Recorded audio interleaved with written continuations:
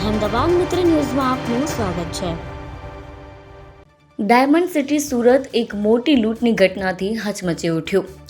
વરાછાના લંબે Hanuman road પર આવેલ state bank of India બ્રાન્ચમાં 6 લૂંટારુઓએ બપોરે પિસ્તોલ સાથે આતંક મચાવ્યો હતો।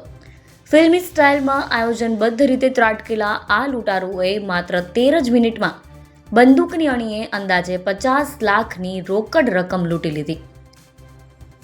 બેંકમાં હાજર કર્મચારીઓ અને ગ્રાહકોને બંધક બનાવી આ ભયાનક લૂંટની ઘટનાએ સમગ્ર વિસ્તારમાં દહેશતનો માહોલ પેદા કર્યો, જેમાં લૂંટારુઓની ક્રૂરતા જોઈને લોકોના શ્વાસ થંભી ગયા। પોલીસ તપાસમાં સામે આવ્યું છે કે લૂંટારુઓ પૂરા આયોજન સાથે આવ્યા હતા। બપોરે 1:11 લૂંટારુઓ બેંકમાં ઘૂસ્યા। 40 મિનિટ સુધી સામાન્ય ગ્રાહકની જેમ કેશ વાનની રાહ જોઈને બેસી રહ્યા। જેવી 1:54 CMS ગાડી દ્વારા કેશ ડિપોઝિટની કામગીરી શરૂ થઈ કે તરત જ લૂંટારુઓએ પોતાનું અસલી સ્વરૂપ બતાવ્યું। માત્ર 13 જ મિનિટના આ તાંડવમાં કેશ વાનની રકમ અને કેશ કાઉન્ટર પરની રોકડ મળી કુલ રૂપિયા 50 લાખથી વધુની રકમ વિમલના થેલા અને લગેજ બેગમાં ભરી લીધી। લૂંટારુઓએ બેંકમાં સિક્યુરિટી ગાર્ડને જોરદાર ગોલ મારી દીધી હતી।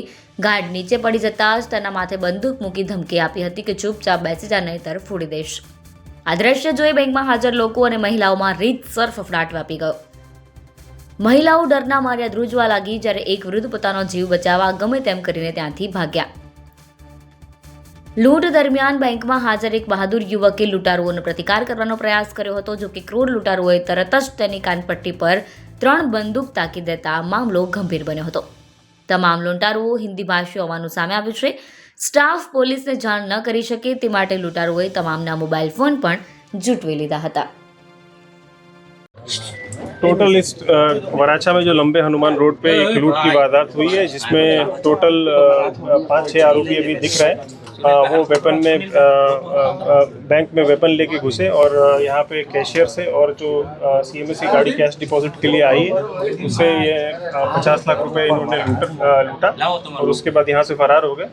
इन्होंने जो भी बैंक के कस्टमर्स थे और जो एम्प्लॉयज़ थे उनके मोबाइल फ़ोन्स को छीन लिया था, इसीलिए ये पुलिस को समय सर जानकारी नहीं दे पाए और इन्होंने जो बैंक के अलार्म सिस्टम्स हैं उनको भी कट ऑफ कर दिया था, ताकि कोई बेल या फिर किसी तरीके का वो नहीं किया जा सके, वार्निंग नहीं दिया जा सके।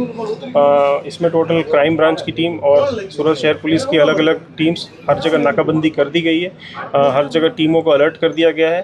फ़ोटोज़ और जो भी हमारे पास इंटेल है वो बगल के जिलों को भी शेयर कर दिया गया है और जैसे ही कुछ अपडेट आता है हम आपको इसमें जानकारी देंगे। क्या लग रहा है पूरी कड़ी में कोई जानलेवा हो सकता है, ऐसी आशंका है? अभी बहुत कुछ कहना बहुत मुश्किल है और हम इसमें तपास कर रहे हैं। Thank you.